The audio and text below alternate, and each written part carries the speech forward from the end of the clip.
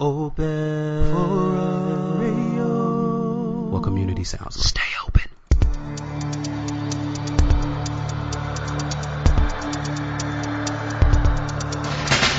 Searching history for buried classics. This is Lost Treasures of Gaming.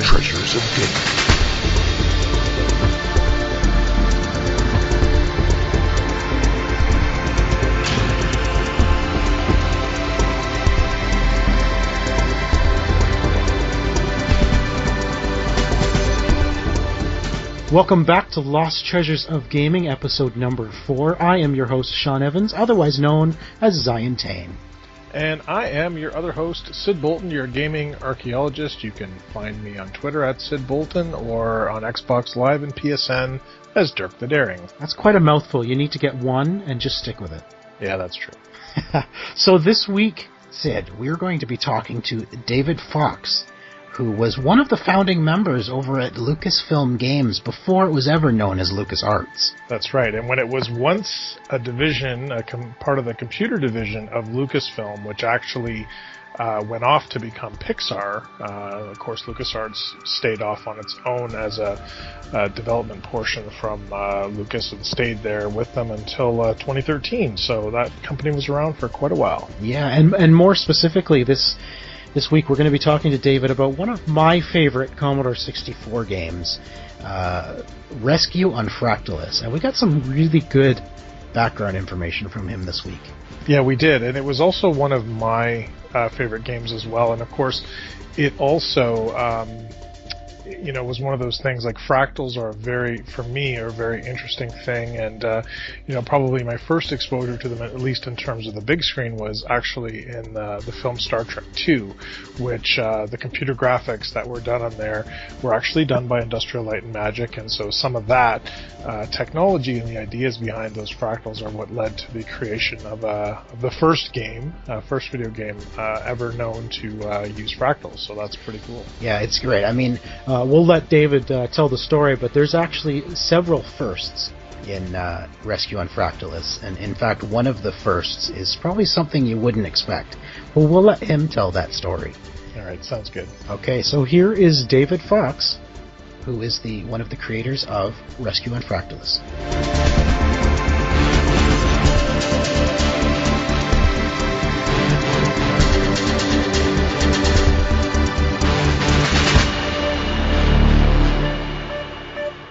So we have David Fox with us today. Welcome, David, to Lost Treasures of Gaming. Thanks so much for joining us. You're welcome. Glad to be here.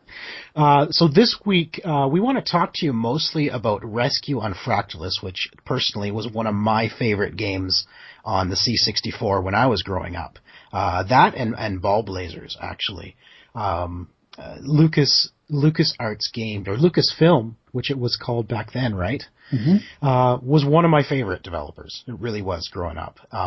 So much so, believe it or not, that when I did a video in high school, I had to name my video company Evans Film. So that's how much I loved Lucasfilm. So, but you know what? Before we talk about Rescue on Fractalus, what I found interesting, let's talk about, you were actually one of the founding members at the games division in Lucasfilm. Yeah, foundings. I never really thought of it that way because it wasn't my idea. I was really one of the early members, and I guess by being there at the very beginning, then I helped to establish the culture and a bunch of other things like that. I guess I was the third person who was hired. Peter Langston was the first, and then one guy, Rob Poor, who was already working in the computer division of Lucasfilm, moved over to our group from what he was doing. So you were employee number 3. Yes. Well, see, I consider that founding. I worked at a company where I was employee number 11, and I consider myself, early on in the company. So that's because it depends on how big the company gets, too. Yeah, the weird part is that this was like employee number 3, but there was already hundreds of other people working at Lucasfilm. So the overall company was founded. We're kind of like a weird mix between a startup, but one that was funded, and we didn't have to have a lot of pressure in getting kits out the door right away. Right. So it was a really nice kind of a place to be. And what year was that, the game division? When did it actually start at Lucasfilm? It was 1982. I started in September of 82, and I think the group started probably around July. So about a year before Return of the Jedi was in the theater. Yes, they were in post-production when I joined. So, in fact, like soon after I joined, they were giving away these Revenge of the Jedi posters. Oh yes, the famous Revenge of the Jedi. Yeah, and I don't think they had renamed it yet. They just gave up the posters, or maybe they knew they were going to change the name. I can't remember now whether it was they knew or not. So I grabbed about 3 or 4 of them. Nice. And I have one of them in my office, and the others are stowed away someplace in the house in the tube. That is awesome. That's classic poster. Stored away in a tube, David. I mean, come on. Yeah, I would gladly store that right here in my frame where I have other Star Wars posters. That's pretty awesome. Now, I'd love to know, like, back then, what was the company, the actual Lucasfilm Games, what was the culture like at that time when it was first starting? And I mean, obviously Lucasfilm Limited was already a well-established film company. But what was the culture like in the games division at the time? Well, we were initially a group within the computer division. And the computer division at that point was heavily into research, R&D. They were tasked with finding all sorts of ways to make filmmaking better. So they were looking at digital compositing. They were looking at audio, sound editing, sound genesis, creation, video editing. At the time, they were using a bank of laser discs and then controlling it from a Sun workstation, I think. Okay. And a lot of stuff in computer graphics. So we really were in the kind of housed in the same building that they were initially, and we were there for about maybe 5 or 6 months, and then we moved to our own space, although we were still officially part of the computer division. And when I first started there, my office mate was Lauren Carpenter, who is one of the early guys in the computer division, who was well known for Fractals. And he had done, before he started at Lucas, he was working at Boeing, and I think on his own he created a film called Vol Libre, which was probably the first computer animated fly-through fractal landscape film that I'm aware of. And he showed it at a SIGGRAPH conference, a graphics conference. And like soon after that, I think the Lucas people talked to him and he came on board. So I actually had met a bunch of these people a year earlier when I was working on my computer animation primer book. And that was a book which it was kind of a 2-part book. The first part was looking at computer animation in general and kind of state-of-the-art computer animation. And the second part was a tutorial on how to do animation on the Atari 800. And for the first part, I ended up getting to talk to a bunch of the Lucas people and hung around the computer division, got a bunch of photos for the book, and then when we're going to a SIGGRAPH around that, this must have been summer 81, and I spent a lot of time talking to Lauren and to some other people, especially Lauren, about future of what computers are going to look like maybe in 5 or 10 years when we could have more than 4 or 8 colors and have a faster processor. And he was basically describing what was essentially like an Amiga computer in terms of the processor and the color space and a bunch of things like that. It's pretty cool. But this is like in 81.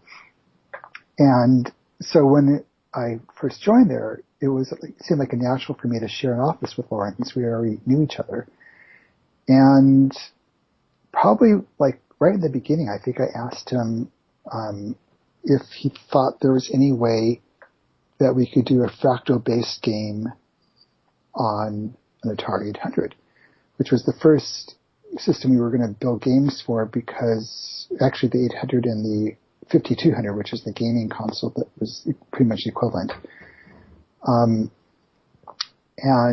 that was because Atari gave Lucasfilm seed money to start the computer division. The games division, with the idea that, not the computer division, the games division, with the idea that they would get the first right to market our games.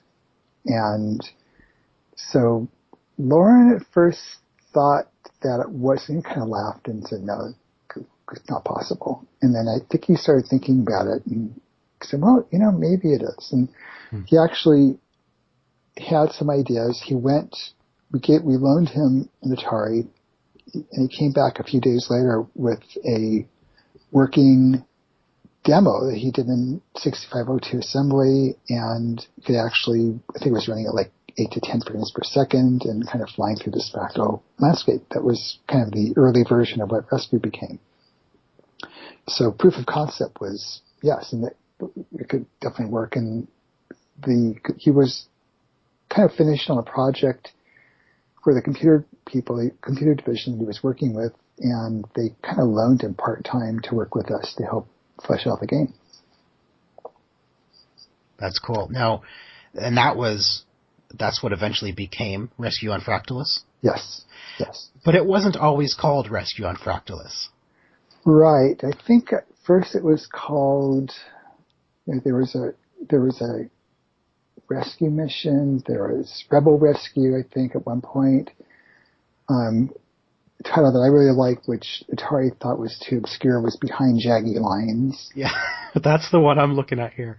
Yeah. Which of course refers to the Jaggies, which everyone knows as just the jagged diagonal lines in computer graphics. Yeah, those, because you have these two struts that were really jagged, that were the struts for the cockpit window. And then the enemy were called the Jaggies. And that was kind of a nod to the computer division, because at the time they were really involved in coming up with ways to do anti-aliasing, which was pretty new back then. Where you'd use multiple colors to smooth out a line to make it look sharper than it really was. Right. Less jaggy. Less jaggy. Jaggy. So from their point of view, the Jaggies were the enemy. And we said, okay, they're the enemy for us too, in our game. So it was kind of an in-joke. But Atari thought it was just too obscure. People wouldn't get the double meaning, so we ended up with, they think became Rescue Mission, then Rescue on Fractalus. But even Rescue on Fractalus is an obscure name itself, because Fractalus refers to the fact you're using fractals. Right, but I guess Atari figured that if anyone didn't know what that was, they would just think it's a planet name. And the name of the planet. Which, honestly, back then, I had no idea. Yeah.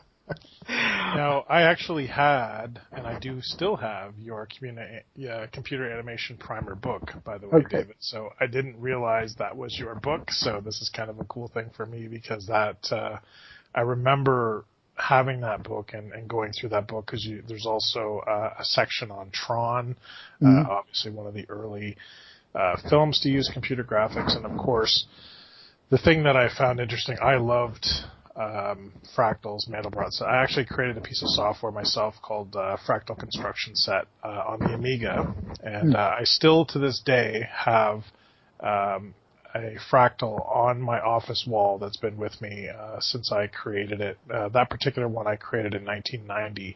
And just so people understand how actually impressive it is that you guys were able to use fractals in real time in terms of generating the landscape. I remember even on the Amiga, which was roughly 8 times faster than the Commodore 64, just in terms of raw power, on the CPU, it still took something like 16 hours to generate a full frame of a fractal. I mean, today you can go to a website and fractals can be generated in real time, but back in 1980, you were probably working on this in 83, 84, having that kind of stuff in real time was a real challenge. And the Atari actually probably was a little bit faster than the Commodore 64, so I'm not sure.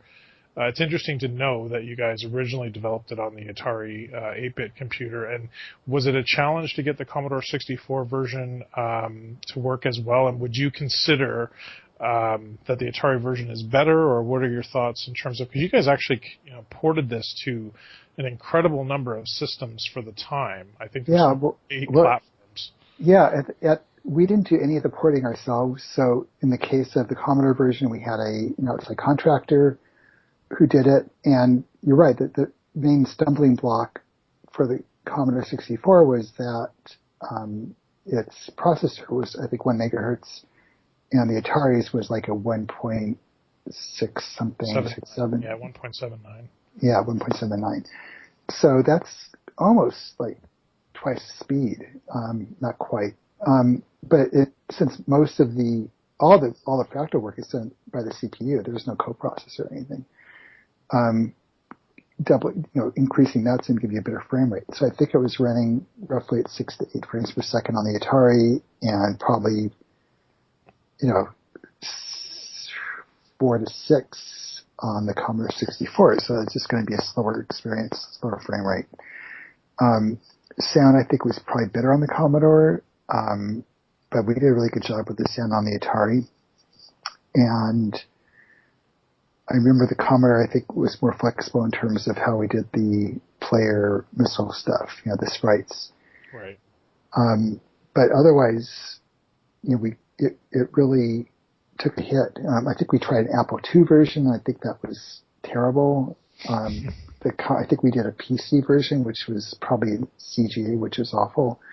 And the other ones, there were some other platforms that were mostly European ones, which I thought were not very good. But I guess compared to anything else at the time, it was great, just because it was still playable. It just wasn't anywhere as good as the Atari. So I think the Atari was probably the premier in terms of the frame rate, because we never did a 16-bit version. It didn't make it to the next generation of computers.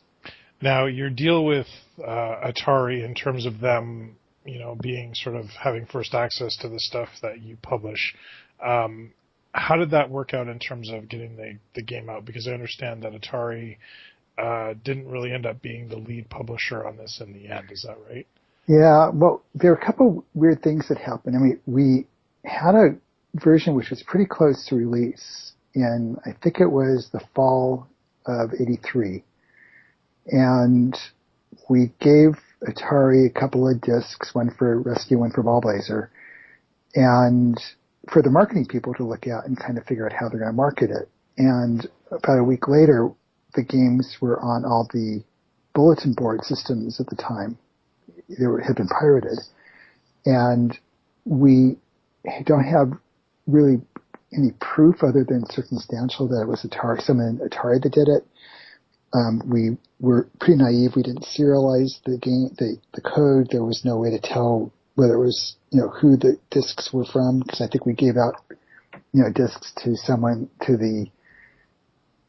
the employees. It could have been his kids that got it out, or who knows. So we assumed it was someone at Atari, but we could never prove it. But that was kind of devastating to us, having worked on it for a long time and then see that people were downloading the games for free.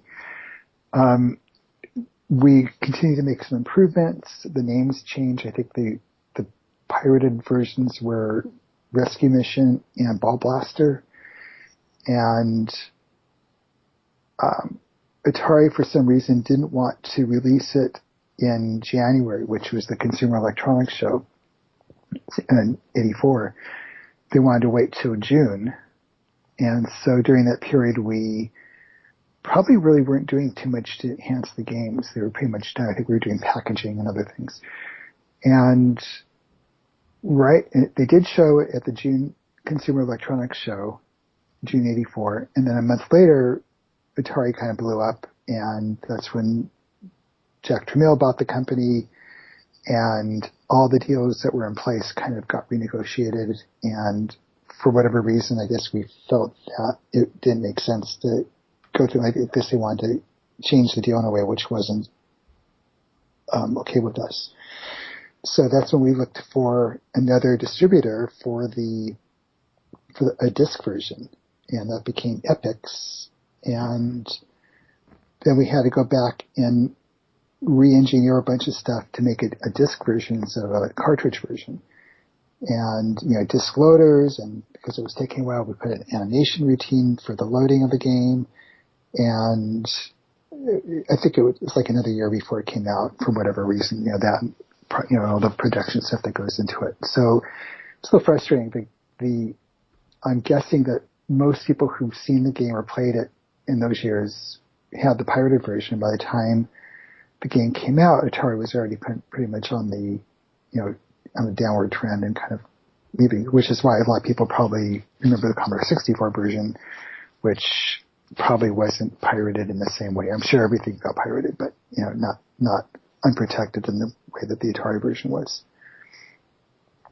So I think that was it. And I think through Activision, I believe, probably had the European rights. I think all the European versions, Amstrad and Spectrum, were managed by Activision. So we're very lucky. We actually have, at the Computer Museum, we have a copy, an original for the Atari. But it's interesting to note, and in my gaming collection, I also have the cartridge. But it's interesting to know that it was intended to be a cartridge-based game from the beginning. Mm-hmm. And was that partly because there tended to be less piracy with cartridges because they were harder to copy, or what was the thinking behind that? Yeah, it's possible. I think originally we thought it was going to be a 5200 game, and then I guess we realized that since we developed it on the 800, we figured that would be fine to do it there too. And I don't really remember what their choice was. Obviously, cost of goods would have been more expensive as a cartridge.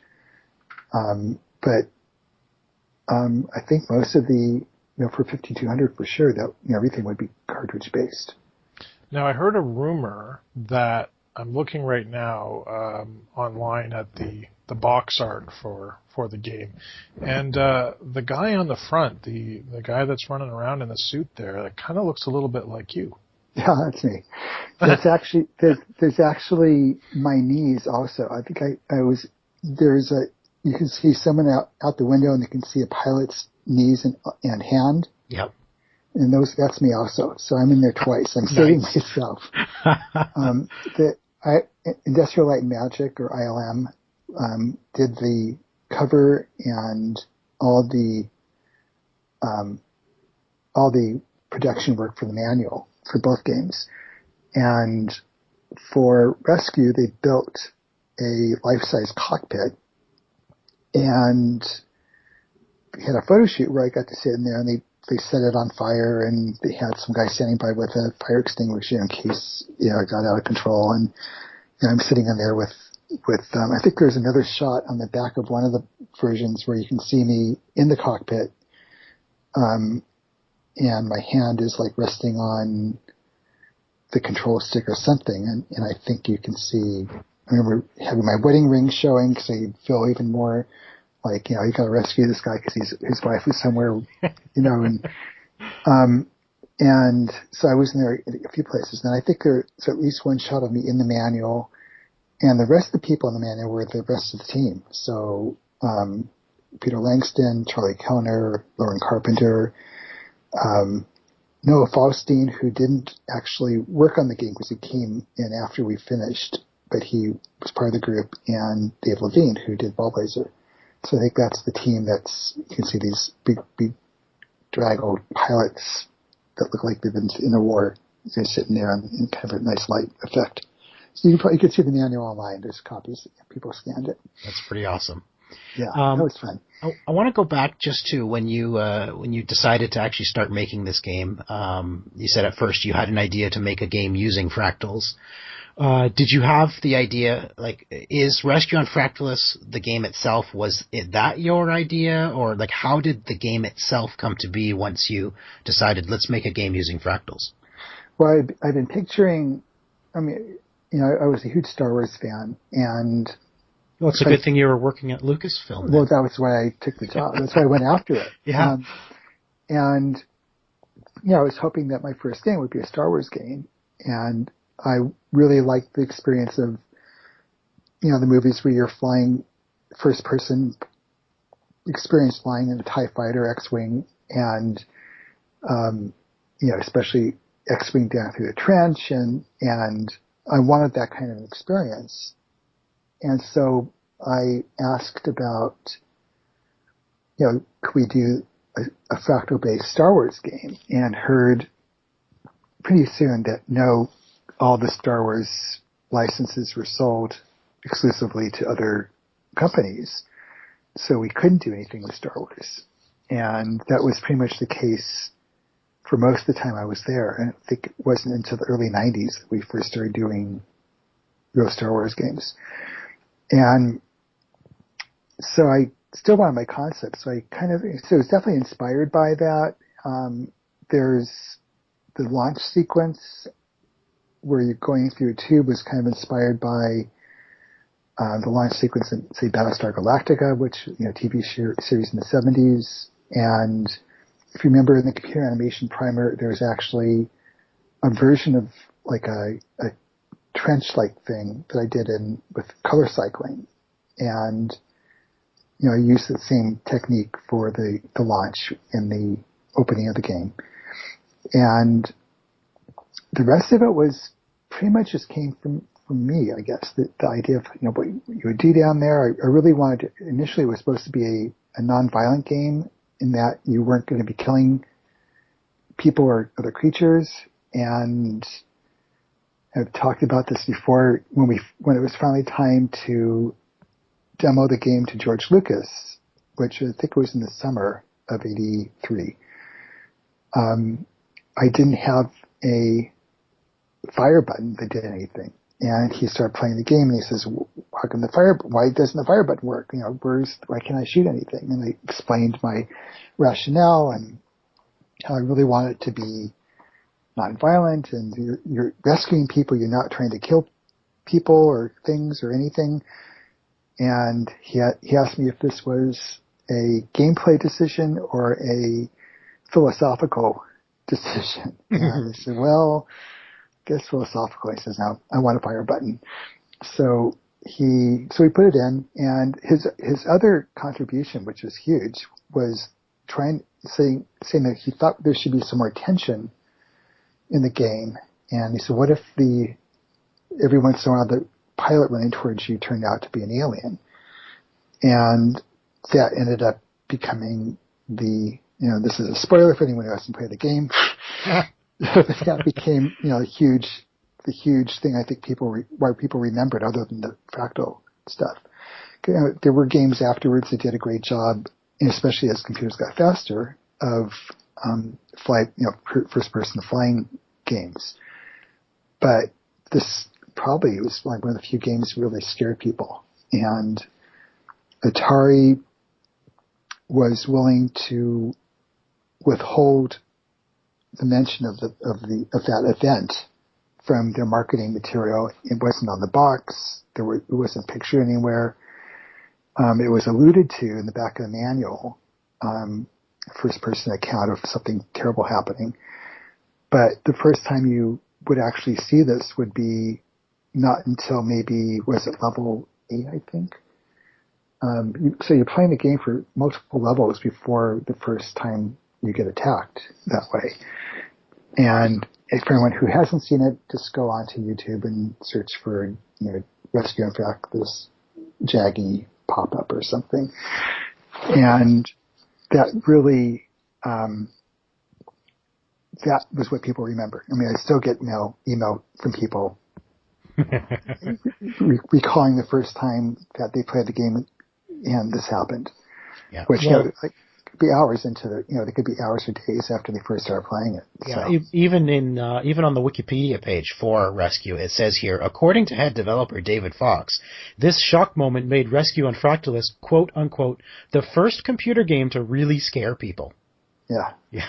and it was a real scare. I mean, it's the point where I heard stories of people who refused to pick up the game for a few days because it just freaked them out so much, or people falling off their chair and yelling, and some guy at college playing it at midnight with the lights down and the sound blasting, and this happened, and then he screamed and fell off his chair, and people from down the hall ran in to see if he was okay, and 5-year-old kid who ran screaming out the front door to his mother, "Mommy, there's a monster in my computer!" And Oh no! and so it's stuff like that. Oh yeah, well, I mean, I think I have a similar. It's not from this game, but it's that old the dogs through the window in the original Resident Evil. It's that same OMG moment that just you'll never forget because it literally scared you out of your chair. I will never forget those dogs jumping through the window. Now, Rescue on Fractalus is also, if I remember correctly, it is procedurally generated. Is that correct? The landscape? It is. There's, I believe, let's see, Lauren, we have a grid of, what is it, 8 by 8? Or maybe it's 256 by 256. Anyway, there was a grid of points, and those became the peaks and the valleys, and those were random. Each one had a random number, and that would be what controlled the landscape. So that was randomly generated each time you loaded a level, but then it was wrapped around so you could fly continuously in one direction, and it would kind of wrap in a spiral, so it looked like you were flying in new areas. So it was a map, but it was a pretty small map, made to look big because of how it wrapped. Right. And so the fractals were basically generated by drawing a line from the peak to the valley, and then randomized in a way so that as you got closer, you got more and more detail, which is what a fractal does. So the lines were fractals. Now, in Sid's overview of the game on the OMG Hour this week, he mentions that, and I think it's right. He kind of correlates this as almost an early version of what we're going to see in the upcoming No Man's Sky on PS4. Everything's procedurally generated. How do you feel about games like that, knowing that back in the 80s you were doing stuff like this with procedurally generated worlds, and what do you think of the things like No Man's Sky? Yeah, well, I'm actually not familiar with that game, but I like the idea that, clearly, if we had the power of today's computers, we would have done something way more impressive, graphically. Sure, yeah. But we were trying to do something as unique as we could, because up to that point, everything that I'd seen, I think, was done with straight lines and wireframe and probably at a slower frame rate even. And, it's more like flight simulator stuff. And, I'd love to see a new version of Rescue someday. I don't know if that would ever happen, but where we were using today's technology and making it really cool. Yeah, definitely check out No Man's Sky, and I think you'll see some of what I saw. And if you look at the fact that Rescue's now 30 years old, and it's amazing how far we've come in 30 years, but at the same time, it's also very impressive what you guys were able to do back then. Absolutely. Yeah, for sure. I mean, I love this game. Like I said, Lucasfilm Games was a big favorite of mine growing up. Where does life take you right now, David? What are you working on these days? Well, right now, say just a few years ago, a couple of years ago, I finished the first game I created since I left Lucas. Really, well, it's not quite true. There's one other I worked on, which I don't like to talk about, but that was the Rube Goldberg game I did called RubeWorks, and it's on mobile and desktop. And you could find out more at rubeworks.com. So that's Rube Goldberg, who's a cartoonist from the early part of the 20th century, who is famous for his chain reaction machines. So Rube Goldberg machines. Right. Yeah. And so we got the license and did a game based on his early cartoons from like the 1920s and 1930s. And it's a puzzle kind of game, but it kind of has a graphic adventure feel to it, like more of a casual version of a graphic adventure, since each level is about maybe 10 to 20 minutes long. And I'm now working with my old friends from Lucas, Ron Gilbert, and Gary Winnick on Thimbleweed Park, which is a graphic adventure game, pretty much a retro graphic adventure game, as if it were made at the end of the 80s. Oh wow! Okay.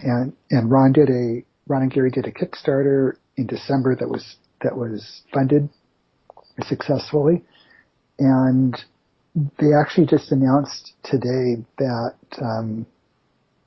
it's going to be on Xbox One and Windows 10, but it's also going to be on Mac and the other versions of Windows and iOS and Android. And it's going to have a classic text adventure look to it? Yeah, graphic adventure. Graphic adventure, sorry, yeah, but you still with keywords that you have to use.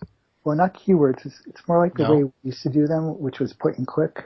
So the graphic adventures we did were all, you have a list of like 6 or 12 or whatever verbs, and you click on that and you click on the object that you see on the screen to like pick up or open door. You click on open, they click on door, and it opens. Right.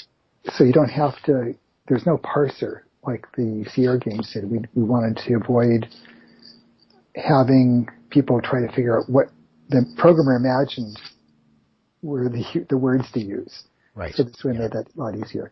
But 2D, very pixelated. If you go to thimbleweedpark.com, you'll see the blog and a bunch of pictures, and I can, for your show notes, I can send you the link for the trailer that just got released today. Yeah, that'd be great.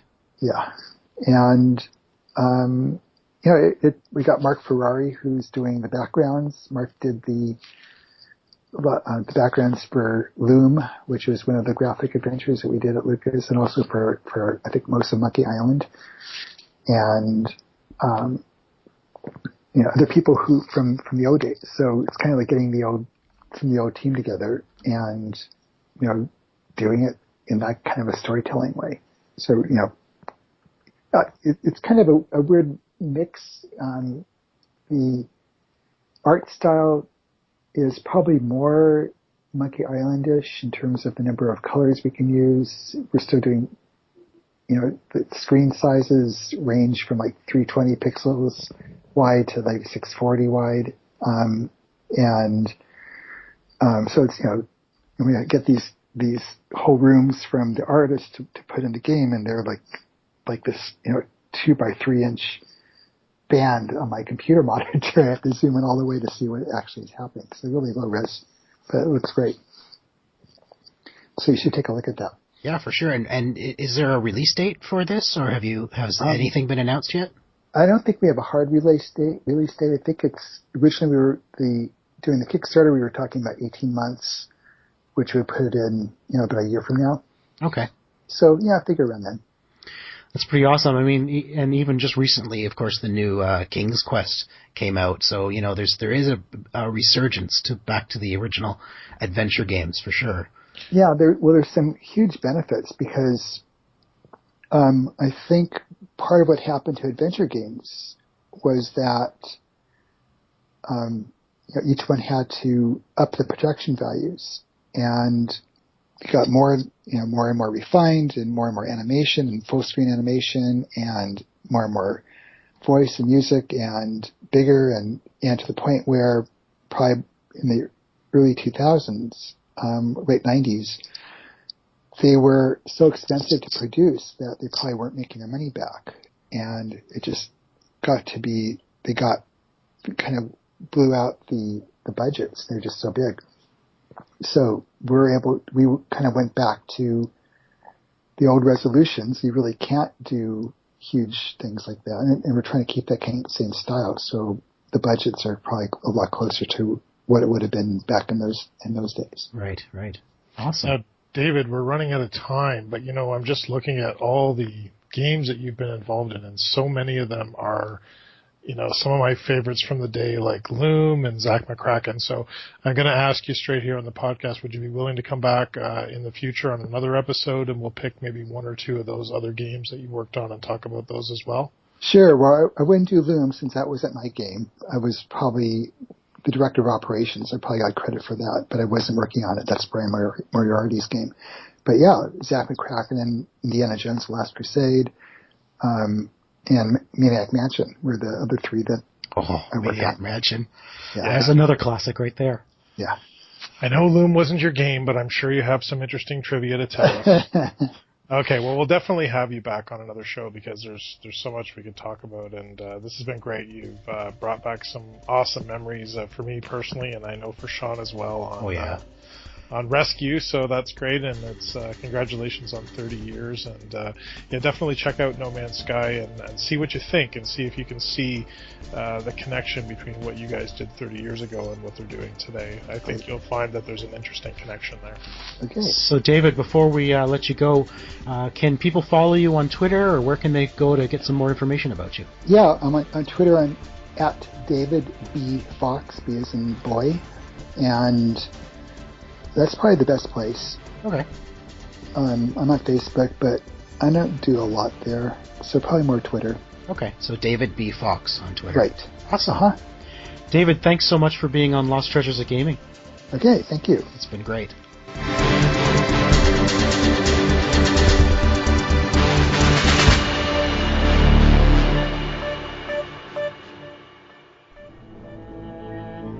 This has been an OMGNexus.com production.